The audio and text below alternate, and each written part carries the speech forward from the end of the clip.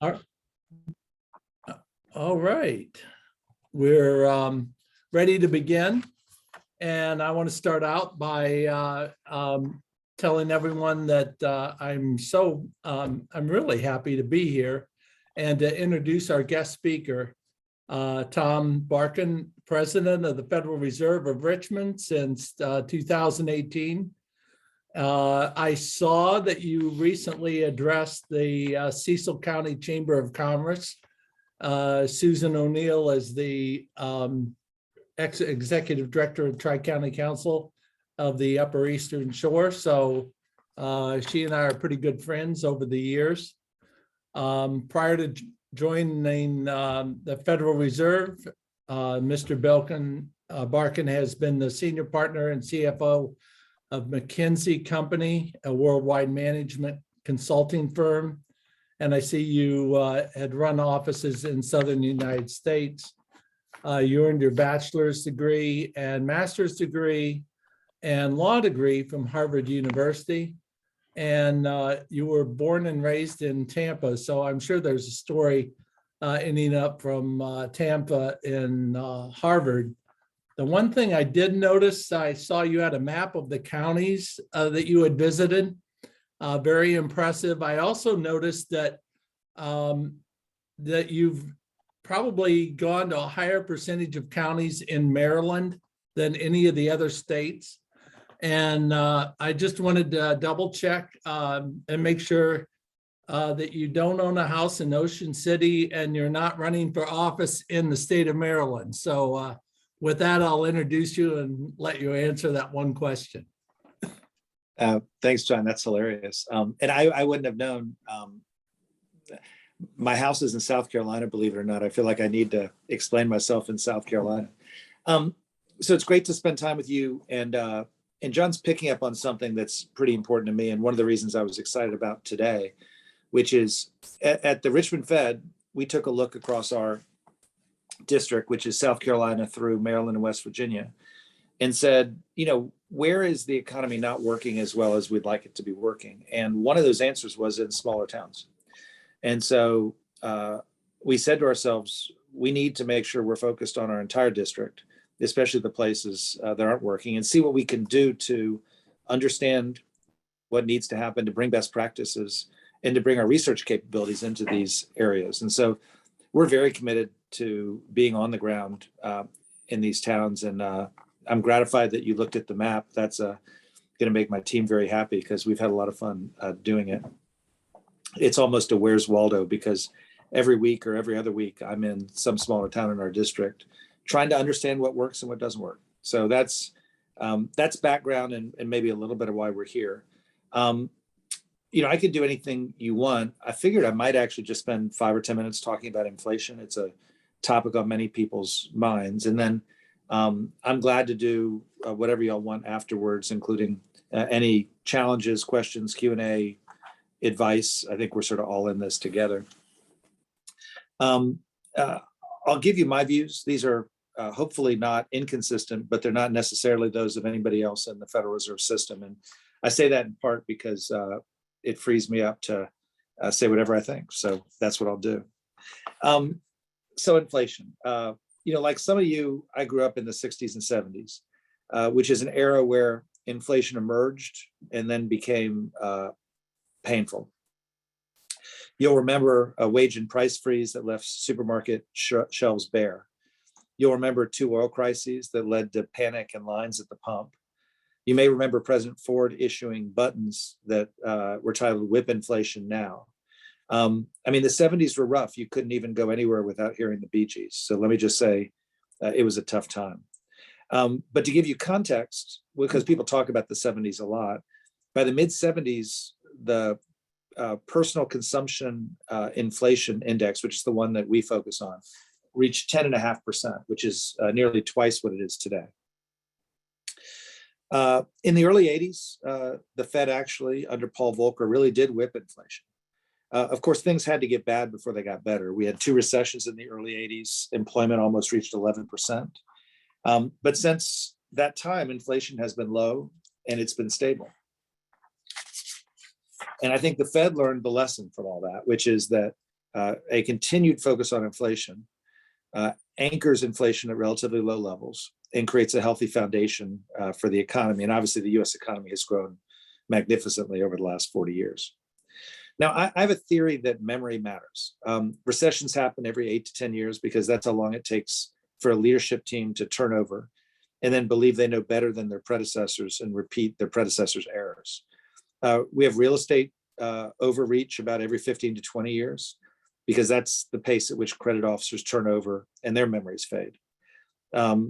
You have market crashes about every 40 years. Maybe that's how long it takes traders to forget what happened the last time. And maybe after 30 years of price stability, the same thing happened with inflation. You may remember that before the pandemic, we were actually trying to move inflation up a little bit, not down. And virtually no professional forecaster predicted the kind of high persistent inflation we've been experiencing. That sounds a little bit like one of Charlotte's jokes. I'm sure she'll have one at the end on professional forecasters. Well, look, no one is forgetting inflation today. The most recent consumer price index is a little over 8%. The headline PCE, which as I said is our metric, is 6.3%, and core PCE is at 4.9%. And that's because demand is still very strong. You've got healthy personal balance sheets, healthy business balance sheets, low inventories everywhere, state governments flush with cash. Supply chains have been overwhelmed, and suppliers are still struggling to bring them back into balance. Unemployment's quite low at 3.6%. And the pool of people available to work has shrunk as well. Over 1 million people have left the workforce, and immigration is still well below its pre-COVID trend. So as a result, price pressures are everywhere and inflation's high and broad-based. Now, if I'd been here a year ago, we would have been talking about whether this was all temporary because we were reopening after the pandemic. We had supply chain challenges like chips and cars. But I kind of think of this whole thing as whack-a-mole because the inflationary news just keeps coming. Last year was a severe winter storm in Texas, a fire at a chip plant in Japan, a ship stuck in the Suez Canal, a backlog in Long Beach. More recently, you're seeing commodity price shocks coming out of the conflict in Ukraine, new lockdowns in China. Inflation is really the headline of the day. Over 25% of the Wall Street Journal front pages have had a headline story this year, headline inflation story this year. And all of this just depresses people. It depresses consumers. In the most recent Michigan survey, consumer sentiment is at levels last seen in the aftermath of the Great Recession. And that's crazy given how strong the economy is. But the sentiment is really being driven by inflation. 46% say they're in a worse financial position than they were a year ago. Buying conditions for purchasing a car or a house or appliance are at their lowest levels since the early 80s. Business sentiment has fallen too. If you look at small business optimism, those small businesses who expect better business conditions over the next 6 months is at the lowest level in the survey's history. And inflation's the top business problem. So, it's important to remember, and we now thoroughly remember, that people hate inflation. Workers who feel like they've earned their wage gains feel like they're being arbitrarily pinched at the gas pump. Homeowners like the sale price of their house, they just don't like their purchase price of the next house. Businesses feel like they've worked hard to capture value through pricing, but feel like they're being taken advantage of by suppliers, and it just makes them feel powerless in the face of cost increases that tax their revenues, their earnings, and the appreciation that they've worked hard to achieve. So why do people hate inflation so much? Well, nobody likes change, and we haven't had to think about inflation for over a generation. Inflation creates uncertainty because prices rise unevenly across sectors, and over time, it becomes unclear when's the right time to spend versus save and where to invest. Inflation redistributes inherently. If you were in the 70s and you had a cheap mortgage, you owned a house with a cheap mortgage, you actually did very well. Whereas if you had a fixed income, you didn't. If you had your wages indexed to inflation, you did better than those who didn't. And inflation just takes a lot of work. It's tiring. It takes effort to shop around for better prices. And if you're in a business, you've got to handle complaints from customers, negotiate with suppliers, address margin pressure. And maybe even most fundamentally, when you go buy something and the price is higher, it just feels like your standard of living is being diminished, whether you've got higher income or not. So higher prices mean you can buy less, and that's just psychologically damaging. Inflation tends to hit low income and fixed income populations the most. Low income households consume more as a percent of their income than higher income people. And so if prices go up, that affects them more. The average US household, some estimates say, is going to have to spend over $5,000 more this year for the same consumption basket. The pain is also more felt in rural areas, as I'm sure you guys have all seen firsthand, because these households tend to spend more on gas and cars and food, which are some of the places where prices have been up the most compared to those in urban areas. Now, to be clear, not everybody loses with inflation. I mean, we have sectors like leisure and hospitality where wages are up well in excess of inflation. We have homeowners whose houses are worth a lot more than they would have been a year ago, and a lot more than could have ever imagined. And a number of businesses had record profits last year. But all that doesn't matter. Everybody hates inflation, and I think that's just the lesson we've learned over the last year. So it's time to get inflation under control. And that's what the Fed is doing. Now, to be clear, we can't do much about inflation in the immediate term. Think of what we're going through right now as the aftermath of a hurricane. Lumber prices are going to increase as demand spikes for materials to rebuild houses. Raising rates isn't going to lower lumber prices when people need to rebuild their houses. Instead, when supply catches up to demand, these price movements naturally reverse themselves. But in the medium term, our moves do matter. So we've begun a tightening process on rates. We raised interest rates 25 points in March, another 50 points in May. The chair noted that additional 50 basis point increases could be on the table in coming meetings. We also announced plans to reduce our balance sheet starting actually today. Now, we'll do what we need to do to contain inflation, but you might ask, how exactly is that going to happen? And I'll say, I see inflation coming down on two parallel paths. A number of these pandemic era pressures have got to eventually settle. Chips are eventually going to get into cars, and car prices will come down. People will come back to work as COVID eases. Ports are going to open up as consumers rotate back from goods to services. And at the same time, interest rates are going to impact demand and impact expectations. Borrowing rates have already risen, and that's going to affect investment levels and spending on interest-sensitive items like houses and cars. And also, as we act, we send messages, hopefully, to consumers and firms that'll manage their expectations for the future. All of this is going to take a little time, but make no mistake, we're on the case. Now, you might ask if this is going to require a Volcker-like recession. Not necessarily. Right now, rates are at about 80 basis points. That's still about 200 basis points below the level of interest rates that constrains the economy. So we don't have our foot on the brake right now. We're just taking our foot off the gas. And before the Great Recession, the economy handled rates even higher than that. Now, once we get rates back to normal, then we've got to make a decision, right? Whether inflation remains at the level that requires us to put the brakes on the economy or not. But we're not putting the brakes on right now. We're just taking away the abnormal pandemic era stimulus.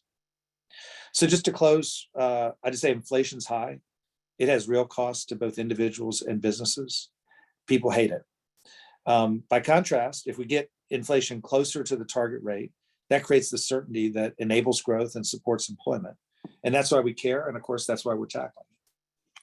So with that, why don't I turn it back to y'all? And again, I'm happy to talk about anything that would be of value.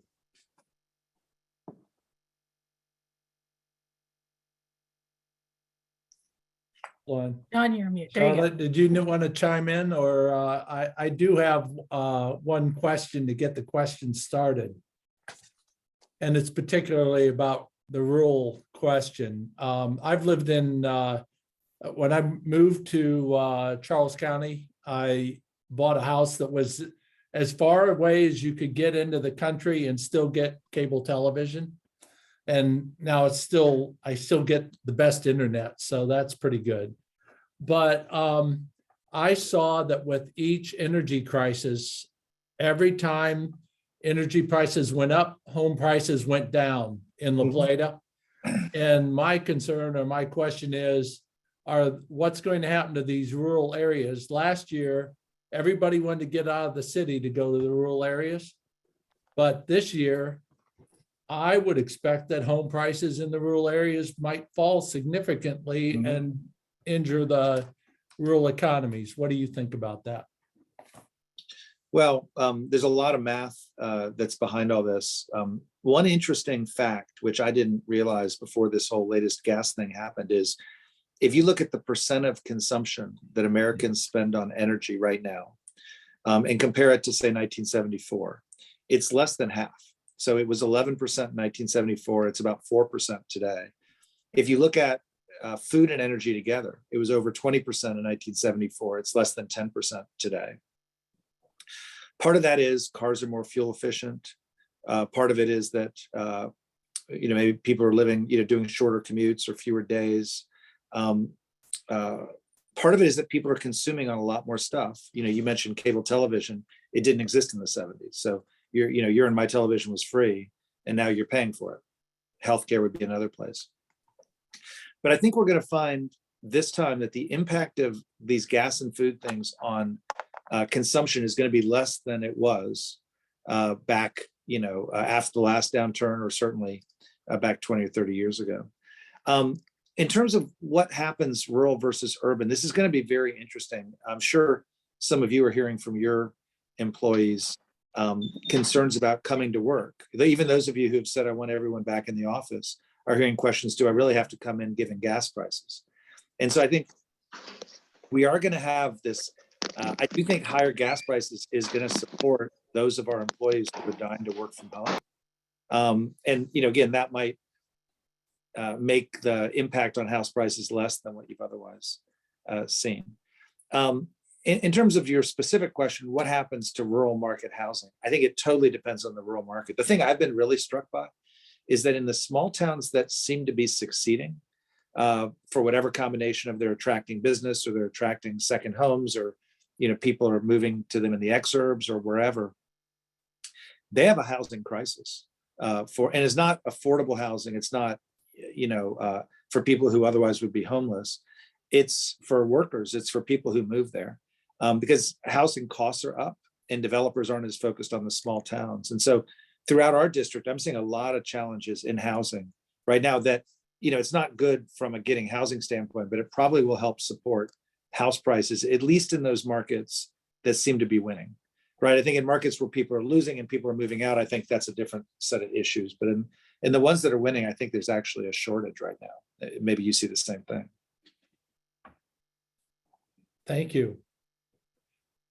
Charlotte, do you want to reach out and see if you have some other questions? Yeah, I see Mel Leader has got her hand raised, and there is a question in the chat. Mel, did you want to? Yeah, thanks, Charlotte. Thank you for that presentation as well, Mr. Barkin. Question, where do you see, or how do you see the impact of the climate regulations and all the legislation that's going to be coming into play in terms of getting to net zero within, the next, hopefully 20 years or so forth? How's that going to impact our economy in our area? And, any thoughts on what we can do to mitigate those costs? I mean, you're going to be pretty substantial. I think one of the most interesting, so first of all, I'll say you're more optimistic than I am in terms of climate legislation being passed. So, I don't have any particular insight into the likelihood, but it's a pretty tough legislative world out there. But I'll say the thing that's been really interesting about this Ukrainian situation, for all of the many challenges the economy's faced, is it has sort of highlighted this issue of climate transition, energy transition, as one that has to be really fully thought through. I mean, I don't think I knew 6 months ago that the European economies were so tied to Russian energy that even in the midst of a cataclysmic event like this, their only agreement would be, we won't take, oil by boat, we'll only take it by pipeline. That's kind of the sanction they're talking about putting on there. And, if you go back to Texas last February, where they had the ice storm and the electrical grid failed.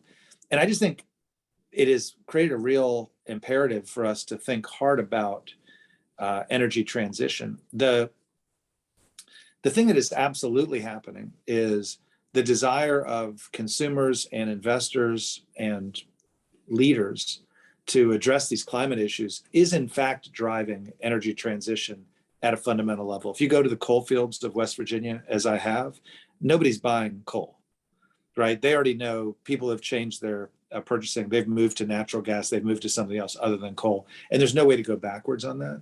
But I think this topic of thinking hard about how to make sure there's enough energy available at the right cost, that the economy can keep it together through the transition. That's a full brainer. And I think it's one that's going to rise, that is rising and should rise, up the legislative agenda. Together with the direction, you've also got to think about the transition. The question that the chat goes back to inflation. Do you see inflation driving those who left the workforce returning? So one of the mysteries the last year is when the vaccine came and the country opened up, how many people didn't come back to work? And a lot of people, including me, had forecasted to be a lot more people coming back to work. Some people thought it was the unemployment benefits, but those expired and those people still weren't back to work. Participation was flat from February of 2021 to November of 2021. But in the last 6 months, it has taken a noticeable tick up. And you could speculate as to why. For sure, part of it must be COVID. I think Americans think it's largely in the rearview mirror now. Hopefully we're right. And if you were taking care of your parents or taking care of your kids as schools were closed, maybe you've got more confidence getting back in the workforce. But it's also easy for me to imagine that it's financial, right? The people, whether it be inflation or just, the savings that one accumulated during the pandemic being depleted, that you've got people coming back.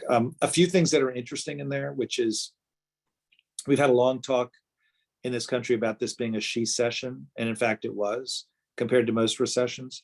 But at this point, prime age women participation and prime age men participation are now basically at the same level versus pre-pandemic levels. And so, that disproportionality between men and women has now been addressed. That's interesting. And so the biggest gap right now is in 55 and up. There was a surge in retirements. You could imagine why.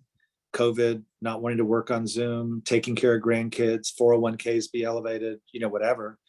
And those retirees have not come back to the workforce at the level that they were pre-COVID. And that's actually our biggest shortage right now versus pre-COVID is 55 and up. And history says once you're out of the workforce for 2 or 3 years, it's actually pretty hard to get yourself motivated or equipped to get back in. So that might be a permanent step down. We'll have to see, but that could easily be a permanent step down. I see Christy Morrell, you got your hand raised. Oh, you're You're on on mute.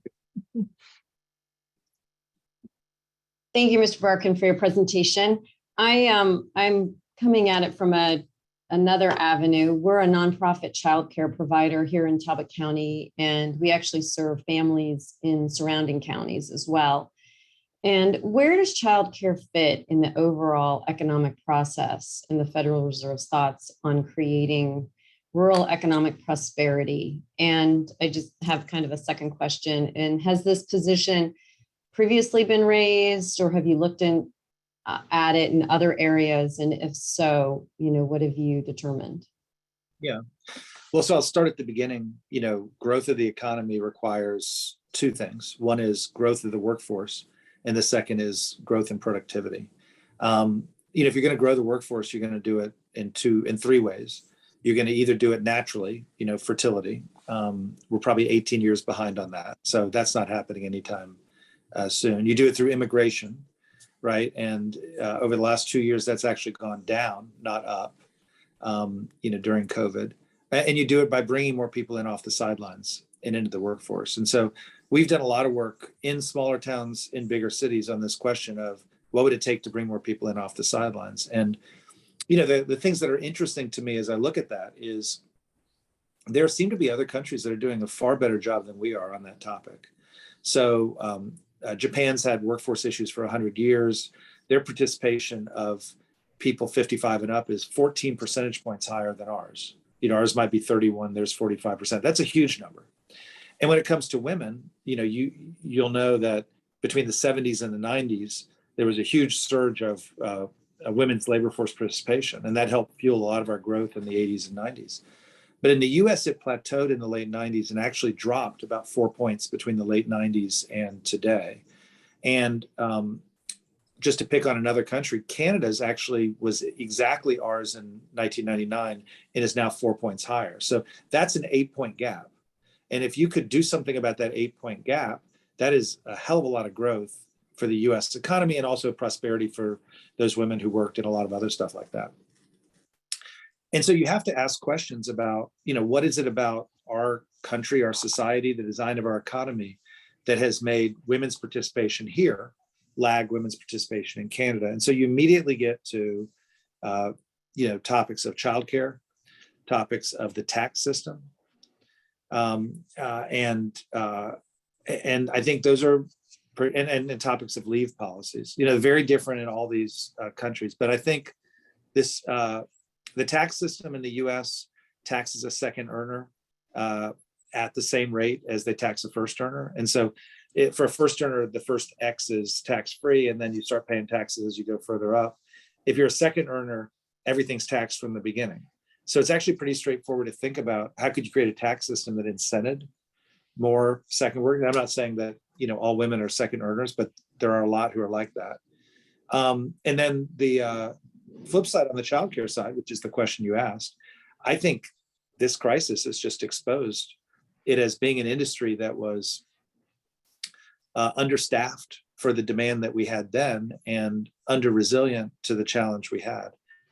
In an environment where entry-level workers can find opportunities that are significantly higher paying than the average pay in most childcare providers, I think you're seeing a real talent drain as well. And so this is a fundamental issue for the growth of the economy, and it's going to have to get handled one way or the other. Now, there's huge debate about how to do it. We have published, if you go to our website, you'll see one of our researchers, Kartik Arthreya, gave a speech on this relatively recently on some of the ways to do it. But I'll tell you the thing that I'm really intrigued by is the role of businesses in this conversation. Because I think this is a math issue. It is a benefit to employees that benefits employers to get people in the workforce. I go back to the days where we used to have company towns, and companies used to attract workers because they built housing or they built amenities. Maybe this is the 21st century benefit that companies want to be thinking about. And maybe it's an individual company or a group of companies. In Southwest Virginia, the United Way has facilitated, for example, a consortium of companies coming together to provide childcare for its workers through a grant that sort of pays for they've got a grant that pays for it in the first 2 years with the hopes that the companies will take it over in years 3 and ongoing. That's the kind of thing, United Way of Southwest Virginia, if you're interested, that's the kind of thing that is intriguing to me, because I think the incentives are aligned. I think companies need workers. They need loyal workers. What better way to get a loyal worker than to provide high quality childcare for that worker and have that worker know that if they left, they'd have to disrupt their childcare situation. So I think that's a very interesting benefit for employers. And then of course it's a benefit for employees as well. So I'm gonna go out on a limb and say I expect to see a lot of experimentation on this over the next several years as the labor market stays tight. Experimentation on a local level or on a state level or a federal level? So that's local, what I just described. As I said earlier, I have no particular insight on legislative probabilities, but I don't see much national legislation getting done in much of anywhere. I may be wrong on that. On the state level, I think you're going to see states that are working on it. What's hard about it, and I think Maryland's the kind of state that might actually invest and do something, and many of my states won't. But I think it's actually pretty hard to operate in this market. You're talking about a service that, if appropriately costed for the quality that you want, becomes unaffordable for the people you're trying to entice. And so it becomes a pretty big math problem, which you can solve through a big public subsidy, but that's kind of what it takes to make the math work. And so, states will experiment with it, and I think some will do good things, but I think it is a pretty hard legislative thing because it's a pretty big investment, I think, to do it right. A good example. I'm just wandering here, but a good example is, I think it's West Virginia has universal pre-K, which is a great idea. A few other states have it too. We've done a lot of research showing the importance of pre-K. Well, the day after they did state-sponsored universal pre-K, they, had a massive run on employees in, daycare centers because the employees of the daycare centers went to go work for the state in the universal pre-K. And so you have to think all the way through the chain in terms of the labor market. And that is hard to do. That's my point. Yeah, we had that happen here in Talbot County. Yeah. So it's, like I said, it's just these things done legislatively are really hard to get right. And that doesn't mean we shouldn't explore it. It's just, I'm well aware it's just really hard to get right. Thank you. Charlotte, it's Yeah. Dwayne. Can I jump in here? I have to jump off here for a dental appointment in a few minutes. Hey, Dwayne, how are you? Hey, Tom, how you doing? With COVID and inflation and all that, we've kind of stopped hearing or talking about CRA and the Community Reinvestment Act. And this is, I know, a tool that a lot of us who are on this call have used. So I'm just curious what you think the future and what some of the changes are with CRA and how that will play out in our rural areas particularly. We've just kind of stopped talking about it. Thanks. Thank you, Dwayne. So we had a big brouhaha about 2 years ago between the various regulatory agencies on, how to reform the CRA Act. Most of you know this, but it was passed in the 70s. The focus on it was redlining, mostly in urban areas. But it does create a very significant direction and incentive for financial institutions to lend into markets that they would otherwise not lend into. So it's a very interesting tool. Unfortunately, it's defined historically by things like branches. And so in a world where banking is increasingly online, where banks are increasingly national, and where banks are increasingly closing branches in smaller communities, the focus on branches, ran the risk of disenfranchising a bunch of communities that otherwise, had very good investment opportunities. So new leadership at the OCC, at the Fed, we have now negotiated and put out for final comment a new CRA set of regulations, which, I should caution, there's nothing in this that allocates more money in total for CRA. That's another way you could have gone. That's not really our work to do. That's Congress's work to do. But it does, work the criteria to a level where, some of these problems that have been in this law over the last 10 or 15 years are now addressed, like this issue of branching that I described. So that's up there for comment. I encourage you to take a look at it. I think it is a simpler, better way to go. The Richmond Fed is also committed to try to help on this too. And so we're running this program called Investment Connections. And we ran one for smaller towns in October, where, we're trying to get together and pre-qualify a bunch of CRA investments in smaller towns and bring those to banks that are interested in making more CRA investments. So banks will often say, I don't really know these guys. I don't really know if I want to do this. And so if we can pre-qualify, I think that takes some of that barrier out. And I'm not saying we've made 150 matches so far, but we've made several of, good investments that otherwise wouldn't have gotten looked at by bigger city banks. I see Peter Dolkart has just put something in the chat. Thank you, Peter, on this. And you may, Peter, also want to put something on Investment Connections. And I think it's a good and helpful tool for us to just try to streamline, access in smaller towns to this kind of capital. Great. Yeah, I see Peter put that in the chat. So if folks want to take a look at that.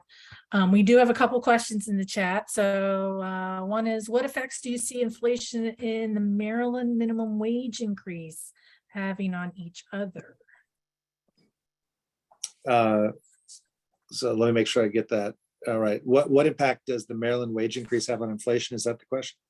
How do they interact together, I guess? Well, so there was a national minimum wage conversation a year ago that was quite controversial. It ended up getting excised from the bill that got passed last March. But then what happened is the market took over, and the market basically enforced a minimum wage in this country. So I think the minimum wage debate kind of got passed by market forces. And so labor's tight.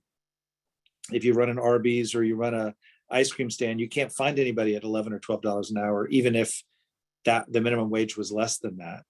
And so going wages for those jobs are now 15, 16, 17 an hour. And so obviously, almost by definition, there's a level you could move the minimum wage to that would create enough cost pressure that it would either drive down employment or drive up prices. But I think most of the minimum wage conversations of a year ago are kind of been overwhelmed by market forces at this point. And Maryland's a little bit ahead of the rest of the market. I know that. So I'm not, saying it's zero, but I don't see that as the big driver right now. It's not legislation that's causing the cost pressure. It is actually labor market pressure that's causing the cost pressure. And, that's probably where you want the minimum wage to be, somewhere a little bit, at or somewhat above that market price. And there's a question later on is what is the impact of these labor challenges to the overall economy? Yeah. Because it does seem like it is really making an impact, the shortage of labor.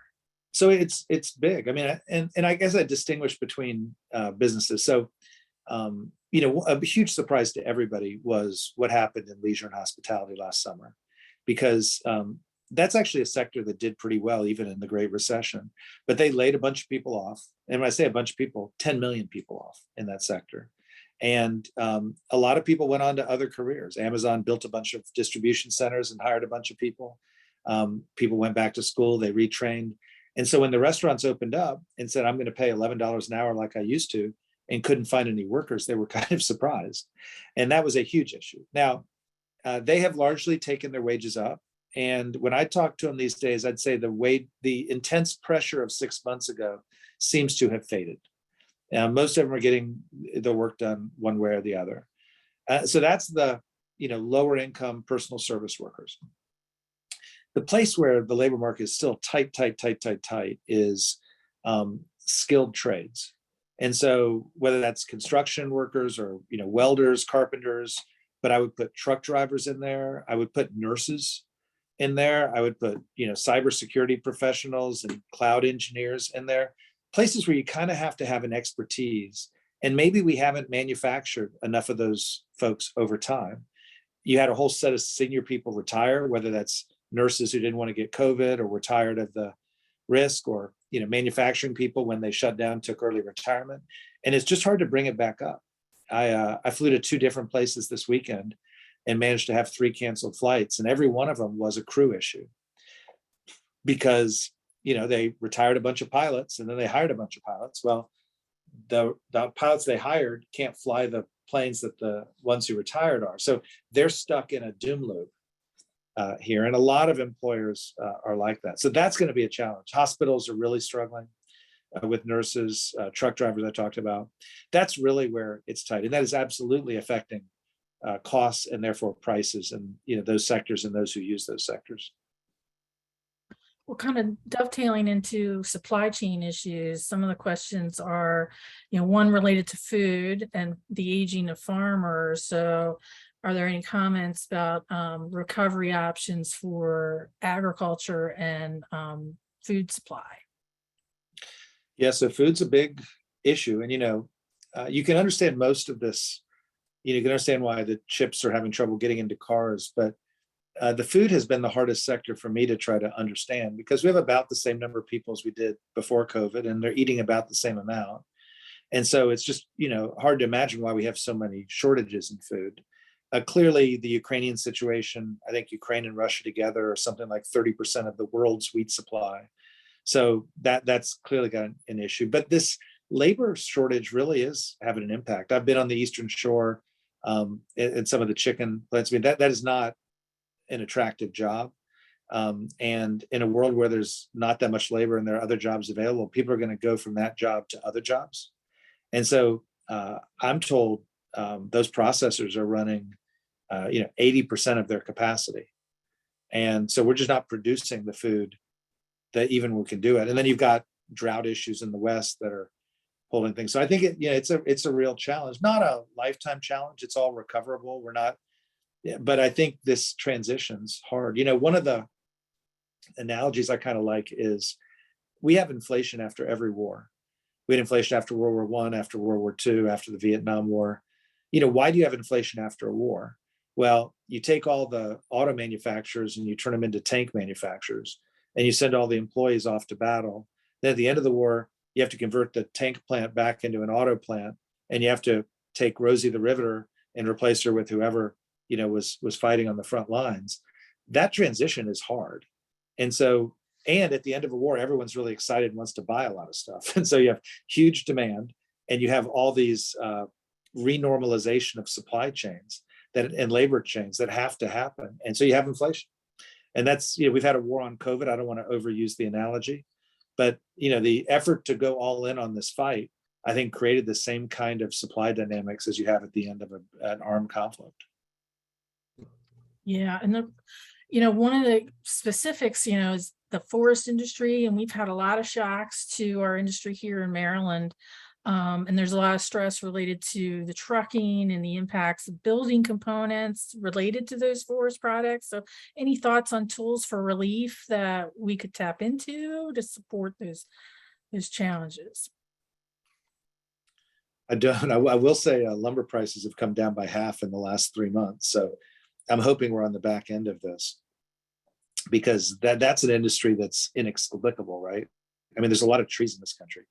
You would think you could turn them into, 2x4s, but it just has not happened at the pace it needs to. And part of that is the factories got consolidated. There's only 3 companies that apparently make 2x4s anymore. Seems like something anyone could make, but whatever. And then trucking has been an issue, and employees have been an issue. So I'm hopeful we're on the back end of that particular thing, but I don't have any other advice on that. And then the other sector mentioned on supply chain is energy. There is an article that's put into the chat, but what can executive branch departments do in the short term to address some of these supply chain issues? Well, on the energy side, we talked about the transition challenges. I'm a little, the guys who produce 10, 12% of the energy in the world have invaded their neighbors. And I think rightly, the rest of the world has said, we don't like that. We need to punish these folks as best we can economically. And if you take 12% of the oil off the market, you're going to increase the price of energy. So I'm kind of, in the spirit of, if you're going to fight a war, you ought to pay for it. I think this is how we're paying for it, is that. And so, we'll do what we have to do on rates to try to control inflation overall. But I don't know. I mean, the stuff that one can do in the short term is not very significant. In the medium term, there's a lot of capacity that's underused in the Permian Basin and other places that could produce more US energy. But then you get back to the challenge that we started the conversation with, which is a lot of that isn't the cleanest fuel in the world. So you're making this trade-off, on the climate side and on the energy side. It's a complicated formula. And I prefer to just think of it as, we're not in an actual war, but we are in a proxy war. And this is how we're paying for the proxy war, I think, is higher fuel prices. Okay, shifting gears a little bit. So this question's more focused on education. What's the role of alternative education credentialing, like the MOOCs, the mass online classes, and efforts to open up industry clusters such as life sciences to historically underrepresented individuals? Well, I mean, the MOOCs are a great thing, and online education's a great thing in concept. My daughter, when she was in high school, if she had problems with a topic, she would go to Khan Academy and she would figure out the topic on her own, with Khan Academy. And so you said, how great is that? I mean, we've got technology that allows people to supplement their education. I have to say, I do worry, in the same vein as we were talking about hybrid work at the beginning, the education system of this country is not just about education. It's also about assimilation, common values, common set of vision. If you think all the way to colleges, imagine remember how much each of us grew when we were in college. And I don't remember the growth that I went through in college being exclusively in the classroom or even predominantly in the classroom. And so, I think they're very useful tools, but we want to also, I think the education system we worked toward a society has a lot of benefits in addition to education that you just want to make sure you don't lose as a result. And then I forgot the second part of your question. How do we encourage these industry clusters in life sciences to accept historically underrepresented individuals? Opening it up. Yeah, well, I think, we are at a place in this country where employers are very interested in historically underrepresented individuals. That's actually a very real thing. In every company I go talk to, you hear that. I'd say they're not that sophisticated on the sourcing side. One place the HBCUs have been very effective is when you go to an HBCU and you hire from there, you're pretty likely to have a historically unrepresented individual, and they're very smart about building partnerships in that way. And so that's just worth thinking about. Whether that's University of Maryland Eastern Shore or thinking more broadly about in Richmond. I've encouraged our team to go to VCU, Virginia Commonwealth, which is in Richmond. VCU is not an HBCU, but it is actually an incredibly diverse community. And how do we partner with these universities to produce, if you will, the kinds of graduates that we want to supply the needs that we've got in our institution? I think that's a real lever there. Community colleges in a lot of small towns play that role. But I think the employers are interested. We need to get the employer university pipeline aligned in a productive fashion, in a targeted fashion. I was in Shepherdstown, West Virginia. They were doing very close to Hagerstown. They were doing some interesting things. They've got 6 or 7 manufacturers, and every one of those manufacturers, as part of the deal, basically agreed with, I think it's Southern Virginia Community College, on, we're going to put our machines in your lab, and you're going to train these people on my machines, so that when they graduate, I can hire them. That end-to-end process, I think, is something interesting to me. Mel, I see you got your hand raised. Yeah, that's really pertinent what you just said. The experiential learning is really valuable. I'm currently the interim COO for the Frederick Innovative Technology Center, which is an incubator accelerator in the state. And we boast to say that we're one of the top 2 here out of the 30 or so we have. And we're on a real focus of creating pathways to good jobs, particularly in life science clusters, which incorporates or has expanded to include agriculture, forestry, and aquaculture as well across the state. And there's great partnerships that are forming with our community colleges, our universities, our local workforce development organizations, United Way, Goodwill, all of these different levels of things. But for instance, we can boast that through the support of the RMC, for instance, we were able to develop a community lab several years ago that has been oversubscribed since we opened it. And we're getting ready to open a new center. And because of the success of that lab and the support that we've had, we're going to have 4 common community labs and an ed lab and a virtual reality lab that will allow us to do a hub spoke type of setup within the state of Maryland and hopefully beyond, creating a model that should help us train folks to take on those entry level, good paying and positions that allow people to progress in the life science, broad life science field. So I think it's going to be a big economic boost. That's going to allow us to double our $84 million a year contribution to the Maryland economy in fiscal year 2024, and probably quadruple it in another 2 years after that. So it's no small feat to really bring certification, education, and training out to the broader mass in all industries. So whatever we can do to help you, let us know. Well, I think the trick is, if you go back 20 years, I talked about demographics. Most companies basically outsourced the creation of their workforce to other companies in their business or to universities and said, go ahead, create some nurses for us, create some truck drivers for us, create some, what do you call it, aquaculture folks for us. I think today the market's tight and you can't afford that amount of laissez-faire focus. So if you're an institute company, you actually have to focus end to end. Right? There may be a lot of people interested in nursing, but You got to get them into the schools. The schools got to get accredited. They got to have enough teachers. By the way, it's hard to find faculty because nursing's paying so much more money. The faculty doesn't want to do it. You got to have enough clinical placements. By the way, the hospitals don't want to give clinical placements or anymore. And so you've actually got to work it. You know, the state's got a license. You got to work end to end to get out the other end the people you want. And I think the sort of ownership of the chain, not owning universities exactly, but effectively managing the whole pipeline is where we're headed. And it sounds great what you're doing in Frederick, which is a beautiful town. I was there a couple of years ago. Well, time is running down, so we have one more question, and I did want to kind of add on to it. So the question is, how do we navigate the workforce housing shortage with high prices and raising interest rates? And my addendum on is, home ownership has been the way we have built wealth in this country. So what do we do now that that seems to be out of reach for a lot of our younger families? How do we encourage them to help, build wealth and,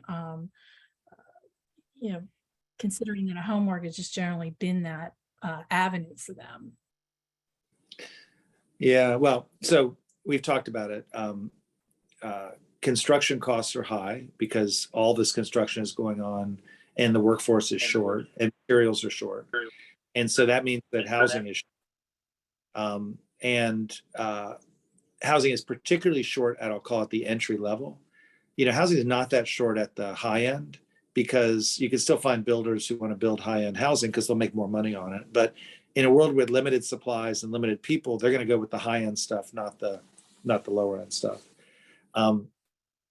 In the affordable housing world, now I mean the, legally affordable, that's been okay because it adjusts for prices. You get more rents over time.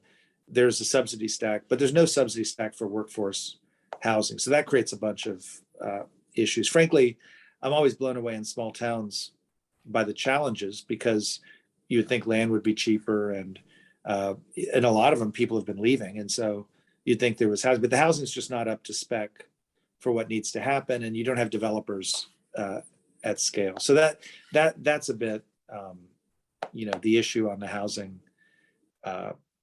front. As to whether houses are the place to create wealth, the answer is sometimes.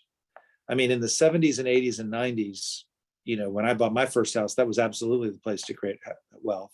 If you bought your first house in 2004, that was not a place to create wealth. And then, if you buy your house in 2018, you've just created a lot of wealth because everything's exploded in the next couple of years. And so, I almost see like there's a time to get in that helps you create wealth and maybe a time that doesn't. But the net of it is, I don't see this so much as a wealth creation thing as I do, I'll call it, can we live our lives in the same style that our parents did? It's a spirit issue. I mean, generationally, if people can't live their lives the same way, they're not happy about it. And so I see it less about wealth and more about quality of life. And I do think there's a fundamental supply issue in this country, and especially in smaller towns. Now, there's a near record level of houses being constructed right now. We're raising rates, so perhaps demand will soften somewhat. And if you have a lot more houses and demand softens, maybe prices will come back a little bit closer to in line. But that's a very difficult, task to land gracefully. But that is what we're trying to do.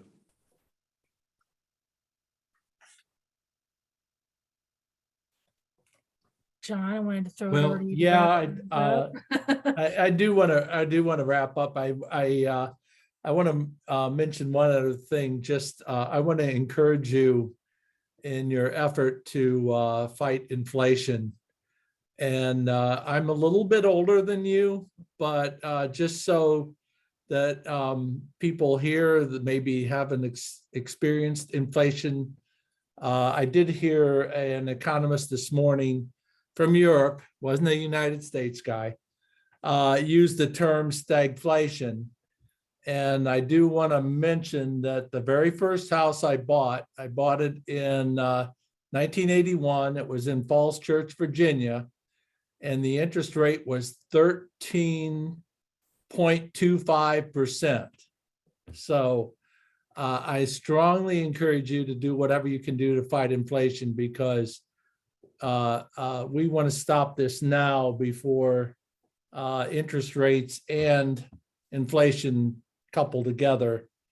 They ignored it for 4 years during Jimmy Carter, and that was the result. So I encourage you to keep up the fight and whip the inflation now, not let it go on for some period of time. So I can't tell, I've learned so much here today, and I'm sure that other people have. I really appreciate you coming to visit us.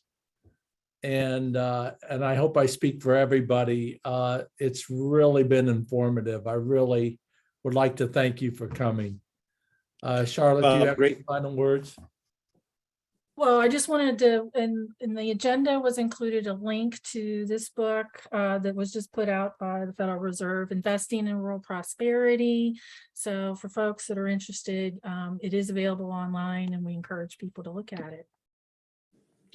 And I just greatly appreciate your time, and I look forward to visiting the few counties I haven't yet been to. So we look forward to seeing you guys in person sometime soon. We'd love to have you in any of our counties. Thanks so much. You have a Thank you so great much. day. Thanks, everybody. Thank Thanks for you. joining us. Thank you.